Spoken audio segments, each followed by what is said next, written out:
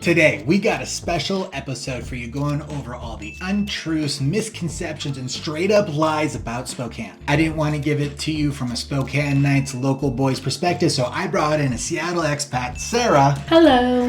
Who now lives here full time but grew up over on the west side of the state and now chooses to work and live here full time as a realtor like myself, is actually my business partner and friend to the show. Sarah has promised me that she is going to go all out, get down and dirty, and give you guys the ultimate truth about what it is like to be here living full time in this beautiful city of Spokane. All that and more on today's episode of Living in Spokane. So Sarah, take it over.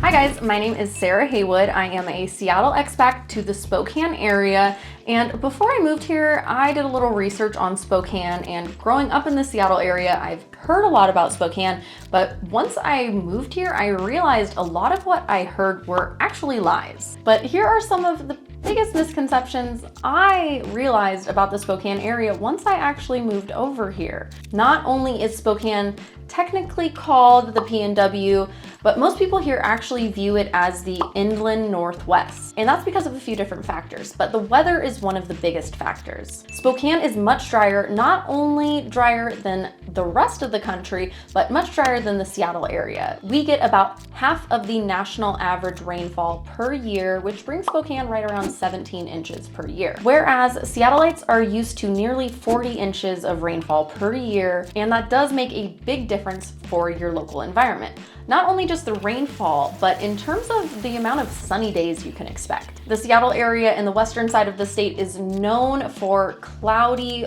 overcast days, like mist falling from the sky all of the time. Everything's wet and moist, like all of the time, but Spokane's a lot different. On the western side of the state, the PNW, you can expect about 70 days of sunshine per year, whereas in Spokane, you can expect over 170 days of sunshine per year. I don't know about you, but a 100-day swing makes a big difference. Not only am I talking about getting your tan on, but I am talking about being able to hike and bike and do all of the outdoor activities in the sunshine instead of in the rain. And for me, when I moved here, that was incredibly appealing. On the flip side, Spokane gets much drier over the summer, and you can actually expect temperatures to get right around 100 degrees during certain parts of the summertime, which you might not expect on the western side of the state or the typical PNW. This gives us a unique fifth season, which is the fire danger season, and in the Spokane area, we lovingly refer to that as the smoke season. That's because there's usually some kind of forest fire happening nearby, which does cause smoke to settle on the Spokane area. Although, to be fair, we have been seeing this more and more in the traditional PNW on the western side of the state.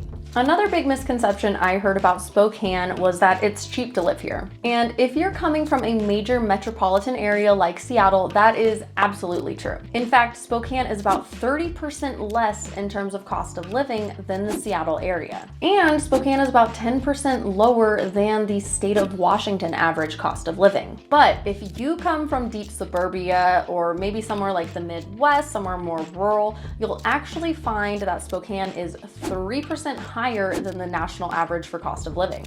But here's how we redeem ourselves. Spokane is in Washington state, and one of the big benefits of Washington state is that we do not have a state income tax. This is why famous people such as Bill Gates and Jeff Bezos have their residences in Washington state. On the flip side, you will find that Washington state does have a relatively high sales tax, as well as various other taxes like their alcohol and gas tax tend to be pretty high for the national average. Coming from a densely populated area, moving to Spokane, I had heard a lot about how there's no traffic in Spokane, but let me tell you, there's traffic here in Spokane. Now, to be fair, if you are coming from a large city like Seattle, Los Angeles, Chicago, the traffic here might seem minuscule, but as you adjust to the area, you will find that we have normal traffic hours like rush hour. We have the morning rush hour. We have the lunchtime rush hour. We have the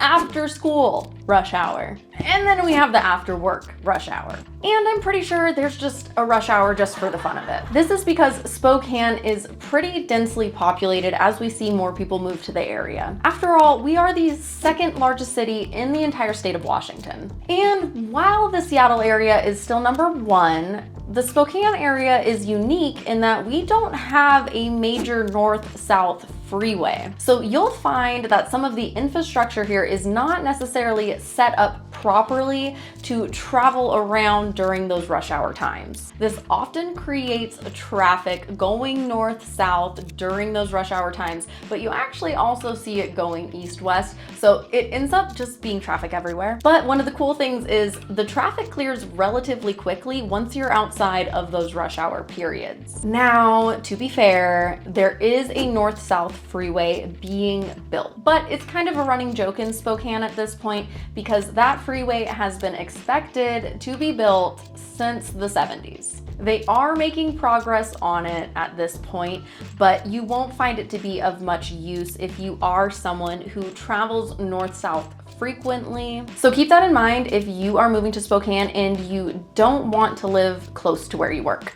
One of the biggest misconceptions I had about Spokane before I moved here is that it's boring. And while Spokane might not have the same excitement as a major city, I can assure you Spokane is far from boring. I was pleasantly surprised when I discovered that Spokane actually gets a lot of major artists, comedy acts, and whatnot coming through the city, on top of having its own vibrant restaurant and bar scene. And don't even get me started on the outdoor activities. Everyone knows that Spokane is the land of the outdoors. Our downtown is only 20 minutes from a state park itself, so if you're looking for something outdoorsy, Spokane has you covered. We have lakes, we have rivers, mountains, there's all the skiing, biking, hiking, fishing you could imagine. If hunting's more your flavor, there are elk, there are deer, there are turkeys, like everywhere. And there are bears. I personally watch out for the bears. But if you're looking for something a little less outdoorsy, there are a ton of community activities as well. I was actually very surprised when I moved here and I realized that all of the local communities, cities, parks, they all seem to have something going on each week, especially during the summertime when you find a lot of festivals popping up all over the region. So if there's something you're into, most likely you're gonna find it in Spokane. And that is just the summer. In the fall and winter time, there are still plenty of activities going on, especially if you are someone who is into skiing, snowboarding, snowshoeing, anything of that nature. Spokane is super close to over 4 ski resorts in our area, so there's plenty of that going on top of just being able to go out into some of the state parks yourself without actually having to go to a resort. Now, we've had a lot of fun, but let's get real for a second. One thing that I was concerned about, and I did research before moving to Spokane, was crime rates. I had a misconception that Spokane was an unsafe area, but what I found out when I moved here is that Spokane itself actually has relatively low violent crime rates, but we do have higher than national average rates for property crime. I'm talking about package theft, car theft, things of that nature. Now, if you're coming from a small town, stuff like that might seem surprising to you, but if you're coming from a major city, it's not going to be anything different than what you might normally expect. Another factor of Spokane is its homeless population. Now, growing up on the west side of the state myself, I am pretty used to having a homeless population just kind of around. It's kind of a normal part of life.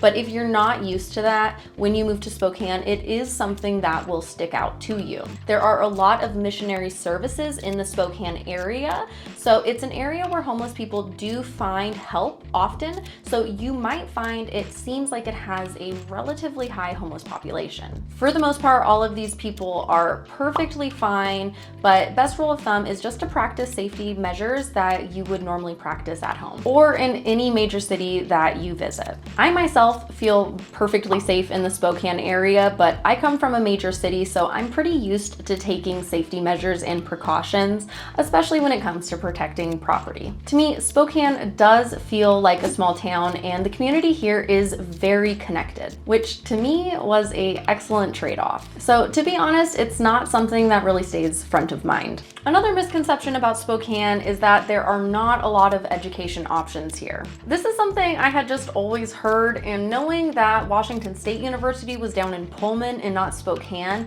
I just assumed Spokane didn't really have a lot going on in terms of college life or higher education. But it turns out Spokane actually has a lot going on. Not only do we have another state university, Eastern Washington University, located in Cheney, just outside of Spokane, there are multiple other higher education institutions like Gonzaga University, which is well known for their renowned basketball program. And we also have Whitworth University, another private school in the area. On top of that, because of Spokane's central location, we have many programs from universities like Washington State University and the University of Washington over in the Spokane area, particularly for healthcare. And that's without mentioning any of our community colleges. Spokane has multiple community colleges all around, on top of some other universities located over just in North Idaho. In fact, Spokane has so many options that no matter which program or specialty you're looking for,